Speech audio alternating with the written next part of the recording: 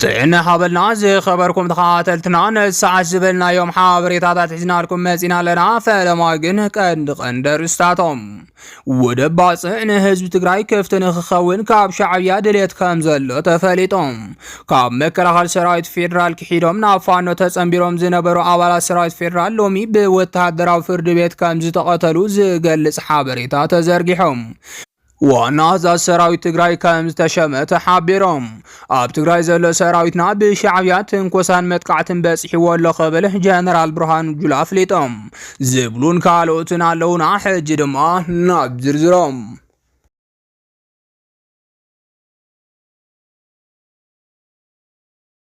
ودباز احنا حزب تግራይ كفتن خخون كاب شعبيا دليت كم زلو تحابيروم شعبيا اقدم بيلو باثنيو سنه طبباوي اول سعيد اقل كيلو خمز نبر زفلت كوينوم بمسرت مطبع اول سعيد ابز قروا معالتي بوقعي كاب بيت صحفتي سياسه فورق كغلص مخانو دما توسخ حابريتا هيبولم حزب تግራይ معراب تግራይ حريمو ابزلو لوان زعبي اف دغ بحري كركبيو كتسمع خلها خاب زعب سراتن طعم زينان يلن كبلو دما بوزحات تغارو يغلصلهم كم زفلت امونغو تግራይን ኤርትራን ዘልሕሉ ኩነታት ስዒቦ ረክቦም ናብ ዝለዓለ ደረጃ ከም ዝበጽሐ ብስፍሓት ክቃላሕ ጸኒሕሎም ኣብ ቀረባ ግዜ ድማ ካብ ቤት ጽሕፈት ፕሬዝዳንት ተሃገር ወይ ድማ ኢሳያስ ዝመርሖ መንግስቲ ኣብ ዝጉዳይ ሓዱሽ መግለጽ ከም ዝህሎ ይገልጽሎም እዚ ሓበሬታ ድማ በተኣፈኛ ሻዕብያ ዝኾነ ኣወል ስዒድ ዝግለጽ ዘሎ ኮይኖም ንኽልቲኡ ህዝቢ ብስራ ዝሓዜና ካብ መንግስቲ ኤርትራ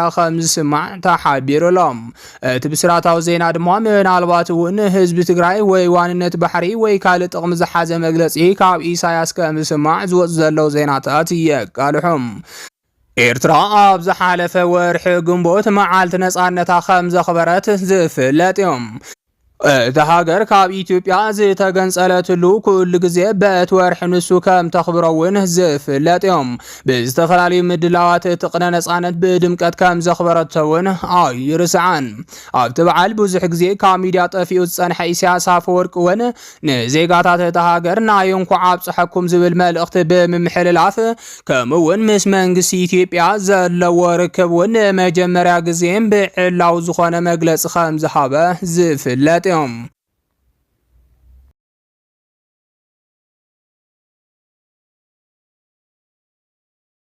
كمكلخال سرايت ኢትዮጵያ ኸሂዶም ናፋኖ ተጸምቢሮም ዝነበሩ ኣባላት ሰራዊት ፌደራል ሎሚ በወታደራዊ ፍርድ ቤት ከም ዝተቀተሉ ዝገልጽ ሓበሬታ ተዘርጊሖም ከም ዝፍለጥ ሰራዊት ፌደራል ኣብ ልዕሊ ፋኖ ዝገብሮ ዝነበረ ኦፕሬሽን ነታኽልል ካብ ቁጽር ወጻኢ ገይርዋ ምንባሩ ይዝከር ነሲዑ ድማ ብርክት ዝበሉ ኣባላት ሰራዊት ፌደራል ነት ሰራዊት ኸሂዶም ምስ ፋኖ ከም ዝተጸምበሩ ዝዝከር እዮም ሎሚ ድማ ካብ ሰራዊት ፌደራል ዝኸሓዱ ሓሙሽተ ላዕለዎት ኣዘዝቲ ኣብ በረኻታት ኣምሓራ ستحازو تقالي سلام زوم حدا جنرال زيركوم ستحازو عزيز سرايت فيدرال كعام لومي بوتهدراو بيت فردي بوموت كمستقصعون دا تقالي سيركب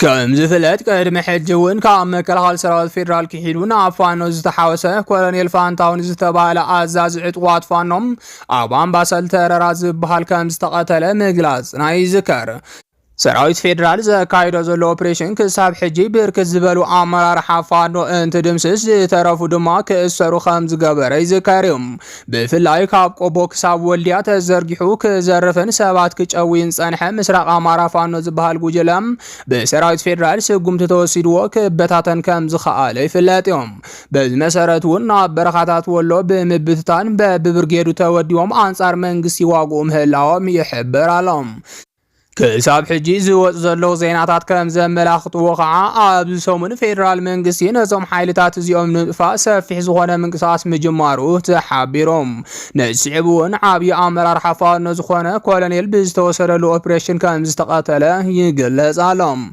ابكينا تግራይ አባል መከላከል ሰራዊት ኢትዮጵያ ኮይኑ ትግራይ ወሪሩ ዝነበረ از ኮሎኔል ደሓር ድማ ካብ ሰራዊት ፌደራል ክሒዱ ናብ ዕጥቋት ፋኖ ምጽምባሩ ይዝከርዮም በዝ መሰረት ወን ካብ ሻዕብያ ብዝረኸቦ ድጋፍ አንጻር መንግስቲ ክዋጋእ ድሕሪ ምጽናሕ ትማሊ ብዝተገበረሉ መጥቃዕቲ ከም ዝተቐተለ ንምፍላጥ ተኻይለሎም። እዚ መርሐ ፋኖ ድማ ኮሎኔል ፋንታውን ዝበሃል ኮይኑ ኣብ ከባቢ ወሎ ኣዛዝ ፋኖ ምንባሩ እንዳተሓበረ ይርከብ። ኣብ ኣምባሰል ተራራ ኣብ ዝበሃል ከባቢ ዝተወሰደሉ ኦፕሬሽን ድማ ክቕተል ክኢልሎም።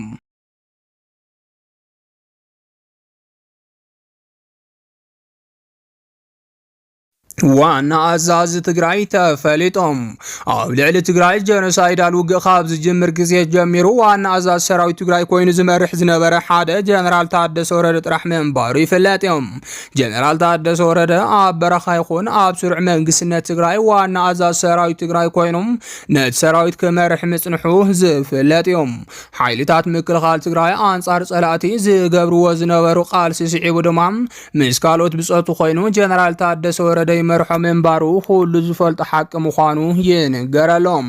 ብተወሳኺ እውን ኣብ ዝሓለፉ 2 ዓመታት ምክትል ነበር ፕሬዝዳንት ጌታቸው ረዳ ኮይኑ እንተገልግል ብጠቕላላ ናይ ሰራዊት ሓላፊ መንባሩ ይፍለጥ እዮም።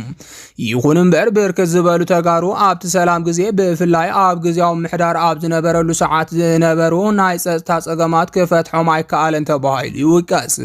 ጀነራል ታደሰ ወረደ ኣብ ልዕሊ ጌታቸው ረዳ ዓመፅ ንኽልዓል ዝለዓለ ኢድ ከም ዝነበሮ ባዕሉ ጌታቸው ዝመስከረ ኮይኖም ክሳብ ስልኪ ኣጥፊኡ ንሓገዝ ዝድለየሉ ሰዓት ከም ዘይነበረ የዘኻኸረ።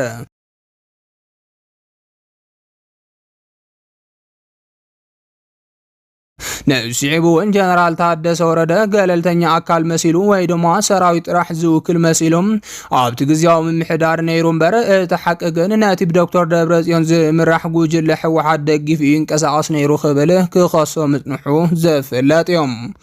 ሎሚ ድማ ንባዕሉ ፕሬዝዳንት ትግራይ ኮይኑ ተሸይሙ ኣብ ዘለሉ ኣብዚ ሕጂ ሰዓት ብርክት ዝበሉ መዘራረቢ ሹመት እንዳሃበ ይርከብ።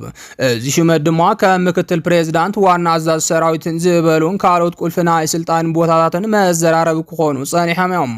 ነሲዑ ድማ ቀድሚ ሕዚ ናይተ ኣማኑኤል ኣሰፋ ምክትል ፕሬዝዳንት ገይሩ ዝሾመ ወዲ ወረደ ሎሚ ንጀነራል ፍስሓ ማንጁስ ዋና አዛዝ ሰራዊት ትግራይ ገይሩ ከም ዝሾሞ ይቃለሓሎም።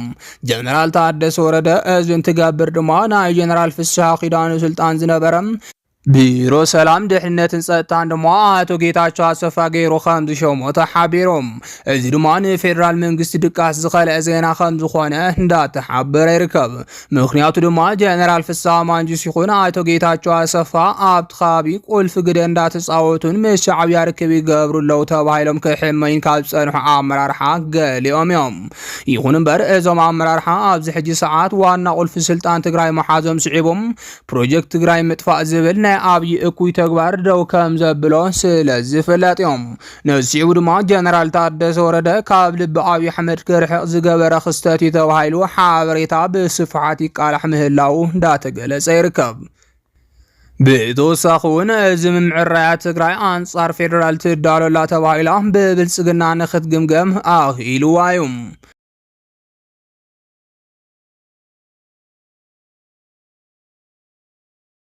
ኣብ ትግራይ ዘሎ ሰራዊትና ብሻዕብያ ትንኮሳን መጥቃዕትን በጽሒዎ ኣሎ ክብል ጀነራል ብርሃኑ ጁላ ኣፍሊጦም። ኣብ ትግራይ ብምኽንያት ምፍጻም ዕርቀ ሰላም ስዒቡ ብርክት ዝበለ ካምፕታት ሰራዊት ኢትዮጵያ ምህላው ክግለጽ ጸኒሖም። ብፍላይ ኣብ መንጎ ሻዕብያን ኣብይን ብዝተፈጠረ ሕማቕ ርክብ ስዒቡ ኣብይ ኣሕመድ ሻዕብያ ምስ ትግራይ ርክብ ከይገበር ብምስጋም ኣሽሓት ሰራዊት ኣብ ትግራይ ከም ዘስፈረ ይፍለጥ። እዞም ኣብ ትግራይ ዘለዉ ኣባላት ሰራዊት ድማ ኣብ ድንበር ከም ዝርከቡን ካብ ሰራዊት ሻዕብያ ኣብ ቀረባ ርሕቀት ከም ዘለውን ይፍለጥ እዮም። ይኹን እምበር ሎሚ ኣብ ካብ ተከዘ ዝነበሩ መከላኸሊ ሰራዊት ኢትዮጵያ ብሻዕብያ ናይ ድብያ መጥቃዕቲ ከም ዝተፈጸመሎም ተሓቢሩሎም። እቶም ካብ ዝነበርዎ ኣደመይትን ዓዲ ኣሰርን ዝተባሃለ ካምፕ ናብ ወልቃይትን ትጓዓዙ መጥቃዕቲ ዝበጽሖም ሰራዊት ኢትዮጵያ ከዓ ምስ ተሽከርከርቶም ኣብ ጉዕዞ ኣብ ዝነበረሉ እዋን ከም ዝኾነ ዝረኸብናዮ ሓበሬታ የረድም።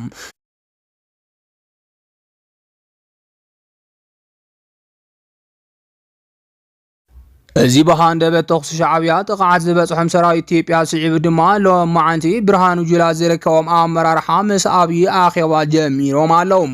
ብተወሳኺ እውን ብርሃኑ ጁላ ንመላእ ኣዘ ሰራዊት እቲ ሃገር ትእዛዝ ከም ዘመሓላለፈን ንሕነ ምፍዳይ ተዳለዉ ብዝመስል መልክዑ ከም ዝነገሮምን ንምፍላጥ ተኻኢሎም።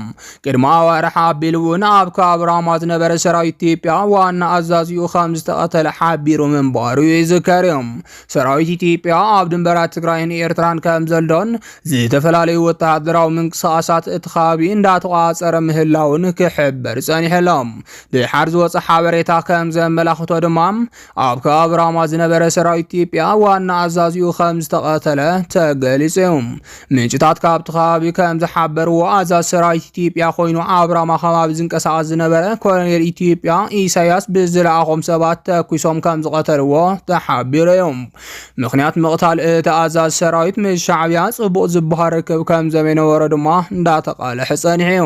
ነሲዕቡ እውን ኢሳያስ ብዝለኣኾም 3 ወተሃደራት እቲ ኮሎኔል ኢትዮጵያ ካብ ማእኸል ዓጀብቱ ፈልዮም ተኩሶም ከም ዝቐተልዎ ዝተፈላለዩ ሚድያታት ከቃልሕዎ ጸኒሖም እዮም። እዚ ከዓ ኣብ ልዕሊ ኣብቲ ከባቢ ዝርከቡ ሰራዊት ኢትዮጵያ ዓብዪ ቁጥዐ ፈጢሩ ይርከብ። ብተወሳኺ እውን እዚ ሓበሬታ ብህፁፅ ኣብ ቢሮ ኣብዪ ኣሕመድ ከም ዝበፅሐን ኣብ መላእቲ ሃገር ዝርከቡ ኣዘዝ ሰራዊት ድማ ጥንቃቐ ክገብሩን ትእዛዝ ተመሓላሊፉሎም ምንባሩ ይዝከር። ሻዕብያ እቲ ዝነበረ ሕማቕ ርክብ ኢትዮጵያን ኤርትራን ናብ ዝኸፍአ ደረጃ ንኽበፅሕ ምክንያት ከም ዝኾነን ሎሚ ዝፈፀሞ መጥቃዕቲ እውን ከቢድ ድባብ ኩናት ንኽዓስል ከም ዝገበሮን እንዳተገለጸ ይርከብ። ሎማዓንቲ ድማ ኣብ ልዕሊ እቶም ብኣንፈት ተከዘ ናብ ወልቃይት ክሰግሩ ሓሲቦም ዝነበሩ ዝተባሃሉ ሰራዊት ኢትዮጵያ ብኣንፈት ዞባ ሰሜን ምዕራብ ኣደሜት ዝበሃል ከባቢ ዝሰገሩ ሚሊሻታት ኤርትራ ኣብ ልዕሊ እቶም ናብ ኢትዮጵያ መጥቃዕቲ ምፍጻሞም ስዒቡ መንግስት ፌደራል ሓደ ውሳነ ንምሃብ ህፁፅ ኣኼባ ጀሚሩሎም። ኣዛዝ ሰራዊት ኢትዮጵያ ዝኾነ ብርሃኑ ጁላን ካልኦት ናይ ድሕንነት ኣባላትን ዝሓዘ እቲ ኣኼባ ኣብ ልዕሊ ናይ ኢሳያስ ስርዓት ዝኾነ ዕላዊ ውሳነ ክህቡ ከም ዝኽእሉ ግምታት ይወሃብሎም። ይኹን እምበር እዚ ውሳነ ንትግራይ ክጸልዋ ከም ዝኽእልን ሓደ ልዑል ወልቃዊ ጽሊት ዘለዎም ጀነራላት ብልጽግና ብሰንኪ ናይ ትግራይ ሓይልታት ዝሃብዎ ናይ ስለላ ሓሳብ ዝተፈጸመ ከም ዝኾነን ይግምገሙሎም። እዚ ድማ ናብ ካሊእ ዙር ውጥረት ከየምርሕ ተጋሩ ልዑል ክትትል ክገብሩልን ኣብ መሬት ትግራይ ዝካየድ ዝኾነ ይኹን ግጭት ከትርፉ ከም ዝግባኣን ተሓቢሩሎም። ዝኸበርኩም ተኸታተልትና ነዚ ሰዓት ዝበልናዮም ሓበሬታታት ነዚኦም ይመስሉ ነይሮም። ንምክትታልኩም ካብ ልቢ ነመስግን።